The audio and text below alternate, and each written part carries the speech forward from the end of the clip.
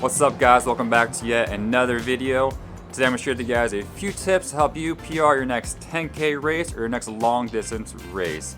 As you know, I've been doing my personal training to help PR my own 10K time as I seek to paddle 10K underneath 1 hour. So far in this journey, I've learned a lot when it comes in terms of my dieting, the types of strength training I'm doing, the type of paddleboard workouts I'm doing, and much more. So today I thought I'd share with you guys a few of those things that I've been learning in the process to help you also improve in your long distance races. Now today I'm gonna head out for a long distance paddleboard workout today here first before I share those few tips with you guys. And it may be a little bit interesting. The wind looks a little bit stronger than forecasted, so I'm gonna head out to the water, see what it actually looks like in person, and hopefully get this workout in and underway.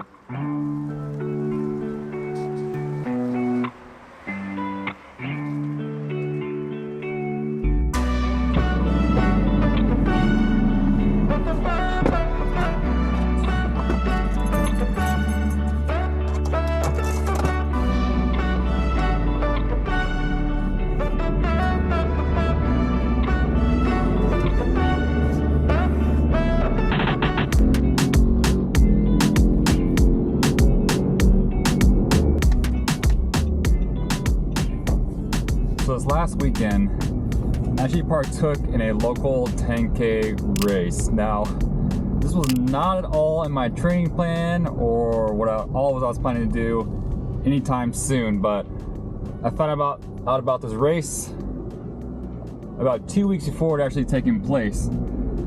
So I figured, why not? It's a local race, it'd be fun to get out with some more paddlers around here and just have a fun time. So I signed up for the race, and yeah, it happened last weekend.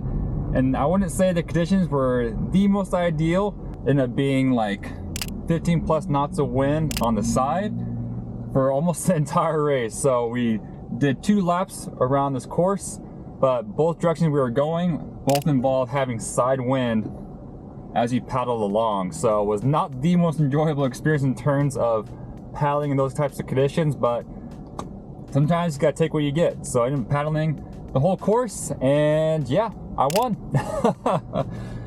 There actually were a few decent paddlers out there, so it's fun to have a little bit of competition.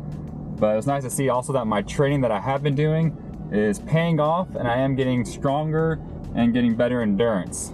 So anyways, it was a fun time. It was a fun event. It was nice to kind of see how my training's improving my skills. It definitely was not a full 10K course. I ended up clocking it to be, or mapping it out to be, like 8.8 kilometers on my watch. And so I compared that with some other racers who did the race as well, and they had the same distance also. So I hope the buoys were not set to quite the correct distance for the race, but it is what it is. So I ended up paddling only 8.8 kilometers, and it took me like an hour, 11 minutes. Which, for the conditions where it was for the day and the board I was using with my inflatable race board, I'm happy with that. And so it'll be exciting to see how, as I continue to progress in my training here, as I seek to do my own 10K here the 1st of July.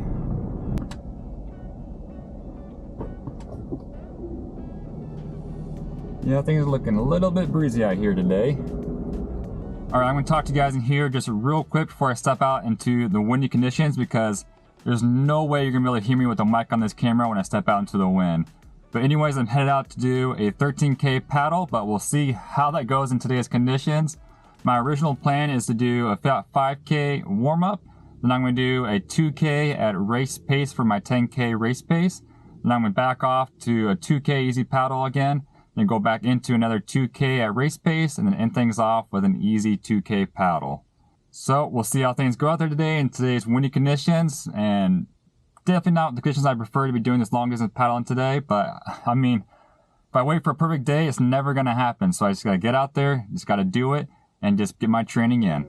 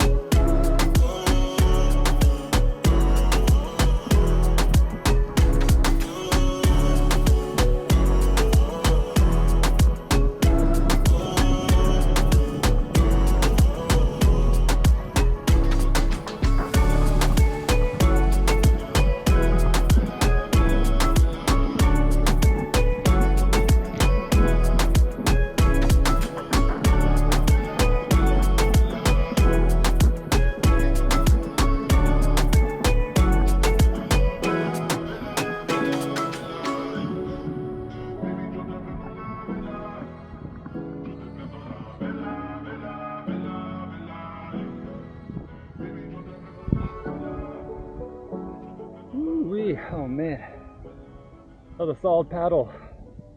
13K on a windy day. Oh man, did like the first few K downwind, then probably what, 8 or so K side wind there and back, and then come back this direction. The last 2.5 K was upwind again. Not fun at all, but a solid workout nonetheless. Took me an hour, 40 minutes to do the 13 kilometers today. So I said at that first 5K at a nice easy pace, then 2K race pace, 2K easy, 2K race pace, 2K easy. Best time today, or best split, let's see here, was 6 minutes 30 seconds for a kilometer. It's not bad for the conditions today. And the slowest was coming back here at just over 9 minutes. So it is what it is today. It's the best I could do with the conditions that I had today. But now it's time to head back, refuel with some food, and we'll talk a little bit about how to improve your 10K or next distance race.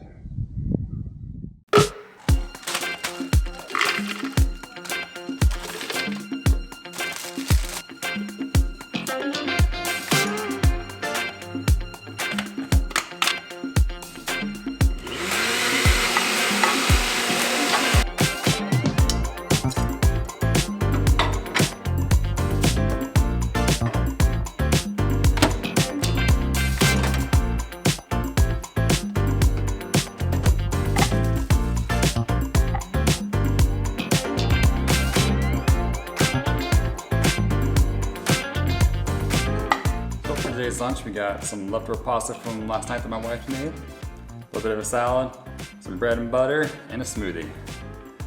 Man, I'm ready for this. A few moments later.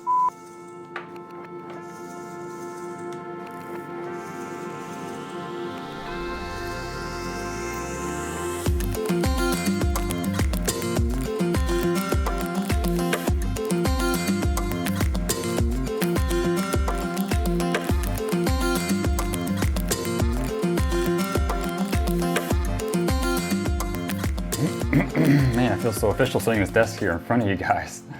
But if you want to improve in your next 10K race or next long distance race, I'm talking about 4 areas that are super important that you focus on in order to do just that. And the first area we're talking about is your diet.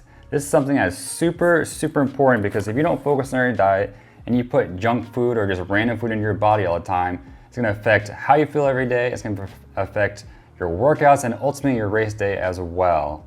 Now, I'm not going to say there's one diet that fits all, because that's definitely not true, as each and every person is different and unique in the style of diet that they need. Now, for example, for someone like myself, I have to make sure I eat a lot of calories every single day, because if I don't, I'm actually in a calorie deficit and I actually lose weight and lose muscle, and my performance and training goes down as well. Now, this is something that I always thought I did pretty well at, but until I started keeping track of my calories, and when I started doing that, I realized I actually was in a calorie deficit. So I had to focus on making sure I got more snacks throughout the day in between my bigger meals in order to get my calorie intake back up for every single day, allow me to maintain my weight. And I actually had a goal this year to put on some more weight as well. So because of that, I increased my calorie intake as well to help increase my body mass size also. Now, I'm by no means a nutrition expert or anything like that, but I have learned that the food I put in my body will affect my workout for that day. Or if I don't eat enough food, I will also be affected by that in my workout.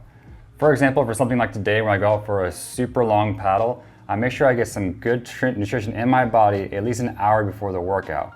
Because if I eat too much earlier before that, my body actually needs more nutrition for that workout. So because I ate earlier, I have less nutrition in my body at the time of the workout, so therefore my body becomes more fatigued because I have less energy to burn off of. But if I at least eat something 1 hour before the workout, my body then has something to burn for fuel as I do the workout.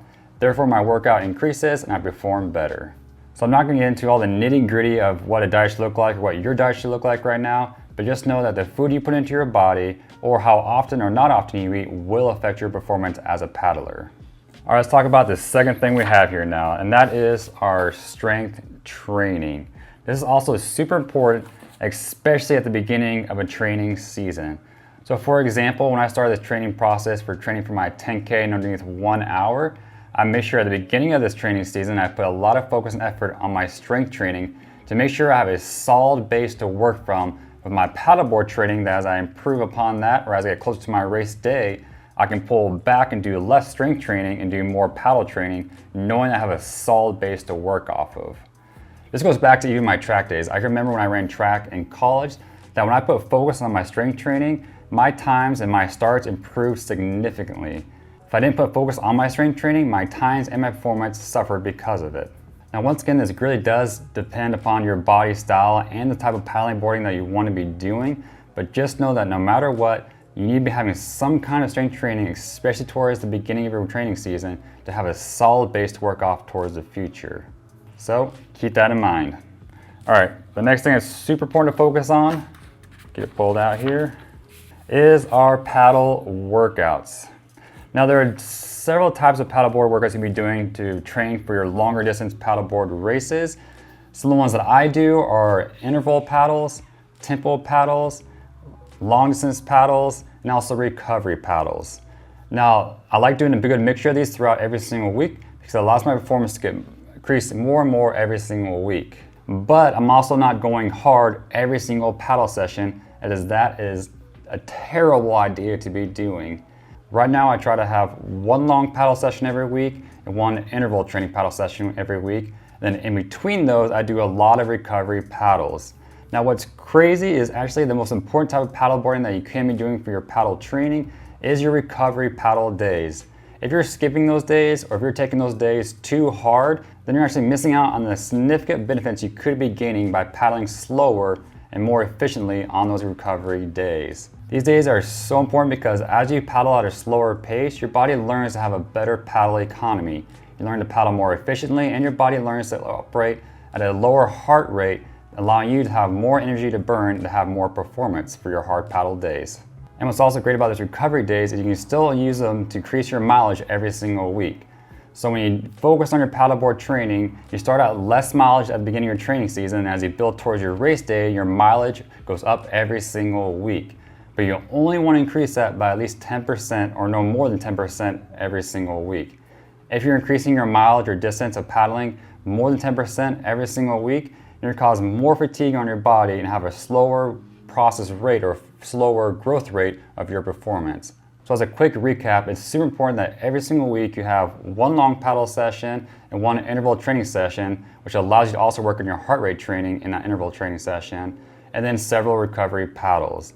Then you go move on to the next week and you increase your mileage a little bit, but no more than 10%, and do that every single week, and your process and your results will increase every single week as well. All right, and then last but not least, we have breath work training. Now, this is something I think a lot of paddlers miss out on because they don't take advantage of breath work training. But the reality is, if you work on your breath work and you take the time to work on your breath work, your results will see massive improvements. By taking time to focus on your breathing and learning how to breathe better, deeper, and slower, your body learns to get more oxygen into your body and into your blood, therefore giving you more energy. If your breathing is not very good and you have very shallow breathing, that's going to greatly affect your paddle performance on training days and also your race day. But by taking time to focus on breath work training at home or wherever else you want to do it, that'll allow your body to learn to make better use of the oxygen coming into your body, giving you more energy, allowing you to paddle longer and stronger by having more oxygen within your body. So please, please, please, if anything, take time to focus on your breath work training. Because if you don't, throughout your workouts or in your paddleboard races, your body is going to reach your VO2 max faster, which is not good because once you reach your VO2 max, and once you go over that max, your body then utilizes energy from your muscles rather than your oxygen. So therefore, you can become more fatigued more quickly because your body relies upon your muscles for energy rather than your muscles. So if you learn to apply these 4 areas to your paddleboard training, you will see significant improvements. I know I have my personal training, and I know that you will too. If you guys have other tips or advice for paddleboard training as well, be sure to let me know what those are in the comments down below. That's it for today's video though, and I'll catch you guys in the next one.